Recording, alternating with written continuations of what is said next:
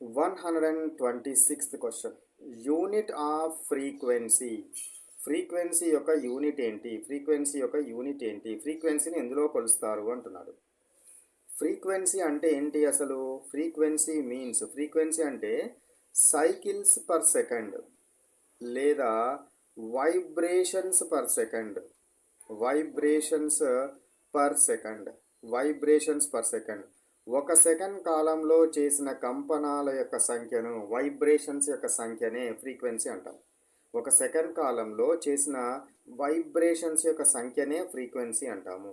కాబట్టి cycles per second ఉన్నా, vibrations per second ఉన్నా, లేకపోతే ఇవి రెండు లేకపోతే దీని ఈజ్ ఈక్వల్ టు హెడ్జ్ అంటాము.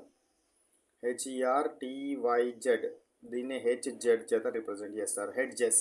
సో హెడ్జెస్ ఉన్నా ఓకే, హెడ్జెస్ అయినా ఓకే. కాబట్టి ఏంటిది? Answer is hertz. 127th question చూడండి. Time taken for one complete vibration is called. ఒక కంప్లీట్ వైబ్రేషన్ చేయడానికి పట్టే టైం ఏమంటారు? ఒక పూర్తి కంపనం చేయడానికి ఇటు పోయింది మళ్ళీ ఇక్కడ దాకా వచ్చింది, దీన్ని పూర్తి కంపనం అంటారు. ఇట్లా ఒక కంపనం పూర్తి చేయడానికి ఏ పాయింట్ నుంచి అయితే బయలుదేరిందో తిరిగి ఆ పాయింట్ దగ్గరికి రావడానికి పట్టే దాన్ని ఏమంటారంటే టైం పీరియడ్ అంటారు. ఏమంటారు? Time period.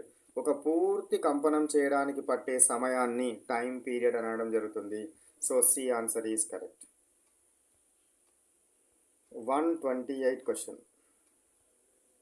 128 question. The number of vibrations in 1 second is called.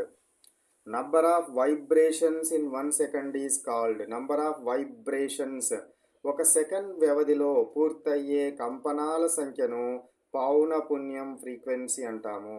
Number of vibrations completed in 1 second time is called as what? Frequency. So frequency is equal to 1/t అని కూడా రాస్తాము. లేదా frequency is equal to cycles by time, cycles per second అని కూడా రాయడం జరుగుతుంది. లేదా vibrations per second అని కూడా రాస్తాము. సో ఇక్కడనైతే మనకు 1/t సూటబుల్ అవుతుంది. ఇక్కడ సంబంధించి దాన్ని ఏమంటారు? ఫ్రీక్వెన్సీ అంటారు. ఏమంటారు? ఫ్రీక్వెన్సీ అనడం జరుగుతుంది. మరి వేవ్ స్పీడ్ అంటే ఏంటి? ఒక సెకండ్ కాలంలో తరంగం ప్రయాణించిన దూరాన్ని స్పీడ్ అంటాము. వేవ్ లెంత్ అంటే ఏంది? వేవ్ కనుక ఈ విధంగా కనుక ప్రయాణిస్తూ ఉన్నట్టయితే రెండు వరుస శృంగాల మధ్య దూరాన్ని కానీ లేదా రెండు వరుస ద్రోణుల మధ్య దూరాన్ని కానీ ఏమంటారు? వేవ్ లెంత్ అంటాం. ఏమంటారు? వేవ్ లెంత్ అంటారు. క్రెస్ట్స్ అండ్ ట్రఫ్స్, ఇది ట్రఫ్, ఇది క్రెస్ట్. రెండు వరుస క్రెస్ట్ల మధ్య దూరం కానీ రెండు వరుస ట్రఫ్ల మధ్య దూరం కానీ. ఫ్రీక్వెన్సీ అంటే ఒక సెకండ్ కాలంలో చేసే వైబ్రేషన్స్ యొక్క సంఖ్య. యాంప్లిట్యూడ్ అంటే ఏంది? హైట్ ఆఫ్ ద వేవ్ కానీ డెప్త్ ఆఫ్ ద వేవ్ కానీ ఏమంటారు? యాంప్లిట్యూడ్ అంటారు. ఏమంటారు? యాంప్లిట్యూడ్ అంటారు. ఈ పదాలన్నీ యొక్క డెఫినేషన్స్ తెలిసి ఉండాలి మనకు. Okay, right. 129 question. High frequency sound has. High frequency sound, frequency ఎక్కువగా ఉంటే దాని యొక్క పిచ్ ఎక్కువగా ఉంటుంది. ఫ్రీక్వెన్సీ ఎక్కువగా ఉంటే పిచ్ ఎక్కువగా ఉంటుంది. పౌనపున్యం ఎక్కువైతే ఆ ధ్వని యొక్క కీచుదనం పెరుగుతుంది, పిచ్ పెరుగుతుంది.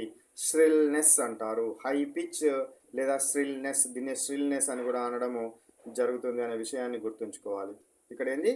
ఫ్రీక్వెన్సీ కనుక పెరిగితే దాని యొక్క పిచ్ కూడా పెరుగుతుంది, హై పిచ్ అవుతుంది, ష్రిల్నెస్ పెరగడం జరుగుతుంది, కీచుదనం పెరుగుతుంది.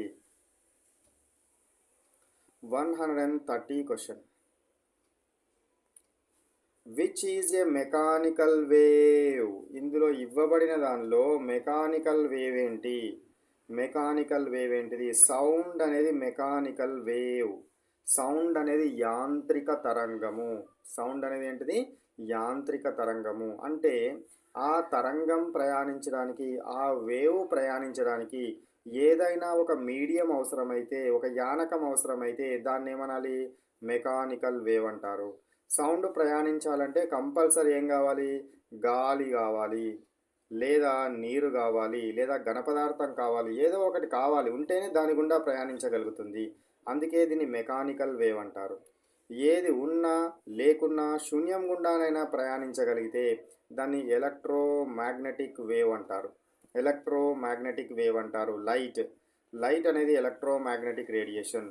అది యాంత్రిక తరంగం కాదు. Light radio waves, x rays, gamma rays, ultraviolet rays, visible rays ఇవన్నీ కూడా లైట్ యొక్క భాగాలే. కాబట్టి ఇవన్నీ కూడా ఎలక్ట్రోమాగ్నెటిక్ రేడియేషన్స్.